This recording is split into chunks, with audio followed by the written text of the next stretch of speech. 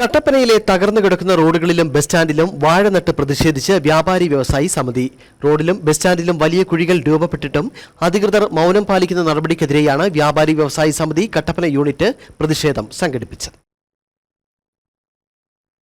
കട്ടപ്പന പുതിയ bus stand, പഴയ bus stand, സ്റ്റാൻഡിലേക്കുള്ള റോഡുകൾ എല്ലാം തകർന്ന് വലിയ ഗർത്തം രൂപപ്പെട്ടിരിക്കുകയാണ്. റോഡുകളും ബസ് സ്റ്റാൻഡുകളും അറ്റകുറ്റപ്പണി നടത്താത്തതിനെതിരെ വ്യാപാരി വ്യവസായി സമിതി സമരം നടത്തിയിരുന്നു.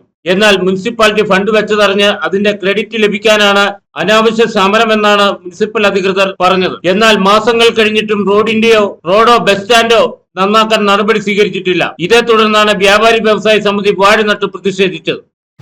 കട്ടപ്പന നഗരസഭാ പരിധിയിലെ വിവിധ റോഡുകളുടെ പ്രശ്നങ്ങൾ ചൂണ്ടിക്കാണിച്ചുകൊണ്ട് കേരള വ്യാപാരി വ്യവസായി സമിതി കട്ടപ്പന നഗരസഭയിൽ നിരവധിയായിട്ടുള്ള നിവേദനങ്ങൾ കൊടുക്കുകയും വിവിധങ്ങളായിട്ടുള്ള സമരങ്ങൾ നടത്തുകയും ചെയ്തു.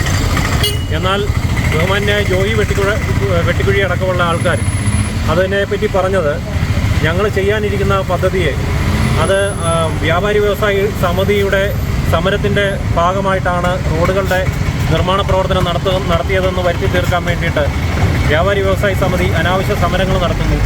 ഒരാഴ്ചയ്ക്കുള്ളിൽ ഞങ്ങൾ റോഡ് പണി തുടങ്ങുകയാണ് എന്ന് അറിയിച്ച് പത്രക്കാരോട് പറയുന്നുണ്ട്. എന്നാൽ കാലങ്ങളായിട്ട് ഇവിടുത്തെ വ്യാപാരികളും പൊതുജനങ്ങളും അനുഭവിക്കുന്ന ദുരവസ്ഥ, അതിനോട് മൗനം പാലിക്കുന്ന കട്ടപ്പന നഗരസഭയുടെ നിലപാട്. ഇപ്പം നമുക്കറിയാം, കട്ടപ്പന പുതിയ ബസ് സ്റ്റാൻഡ്, പഴയ ബസ് സ്റ്റാൻഡ്, ഈ റോഡ്, ഇതിൻ്റെയൊക്കെ ഒരു അവസ്ഥയെന്ന് പറഞ്ഞാൽ വിവിധങ്ങളായിട്ടുള്ള വണ്ടികൾ വന്ന് ഇതിൻ്റെ അകത്ത് അപകടത്തിൽപ്പെടുകയും കാൽനട യാത്രക്കാർക്ക് അപകടം സംഭവിക്കുകയും വ്യാപാരികൾ നേരിടുന്ന ദുരിതത്തിൻ്റെ അവസ്ഥകളും നമ്മൾ നിരവധിയായിട്ട് സൂചിപ്പിക്കുകയുണ്ടായി.